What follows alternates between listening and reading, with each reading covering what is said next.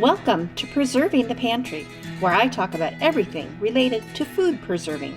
I am your host, Kathy Burgett. Hello and welcome back to the pantry. Today we are going to be talking about how to make green tomato relish. Now this is a very savory relish. It's different than a pickle relish. We use this green tomato relish served alongside as a condiment with meats like pork chops or pork roast or meatloaf.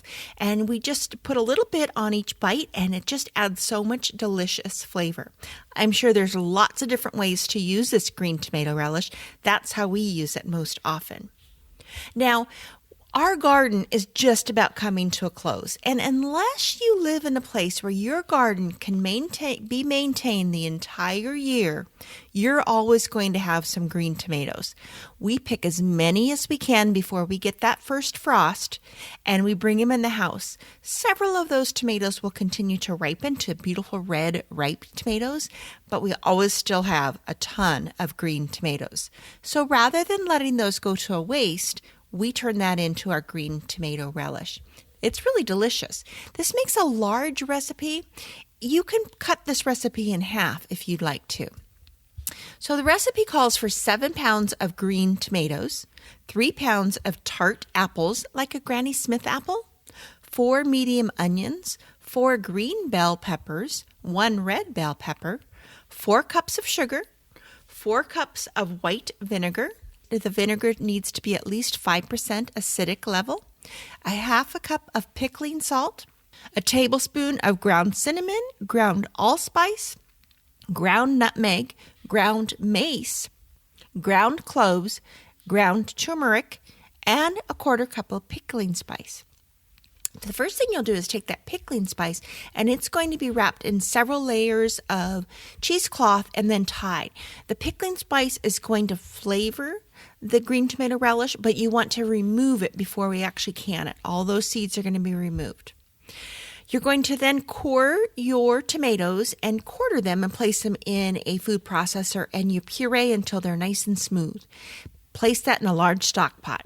You'll do the same with your apples, your onions, your peppers. You puree all of those and then add to your stock pot.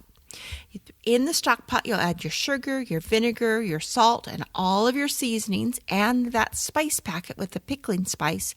And you're going to heat it over medium heat until the mixture begins to simmer. You'll simmer for about 30 minutes, then take out that spice packet and discard it.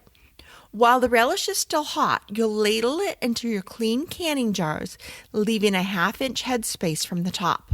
Wipe down the rims with a clean cloth, add your lid and your ring, and place in a water bath canner with hot water.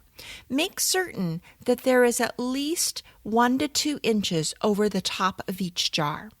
Place the lid on the canner and bring the water to a boil.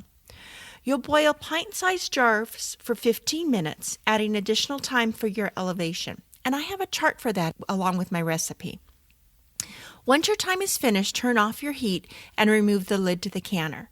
Keep your jars in the hot water for an additional 5 minutes to help avoid siphoning of the liquid from the jars.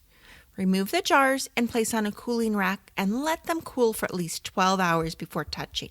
Then you'll remove the rings, check the seals, wash the outside of the jars, and then label your jars with green tomato relish and the date and store in a cool, dark pantry. I usually make this in pint or half pint size jars, and sometimes even the really small jars that are smaller than that, just because it makes a great little gift to give away, and it's the amount that we will use. Make certain when you're making this recipe that you use pickling salt, not table salt. Table salt often has additional additives. This is a great way to use up those green tomatoes, and it's a real delicious recipe, so give it a try. I'll see you next week in the pantry. Thanks for listening, and be sure to tune in again next week for more episodes of Preserving the Pantry.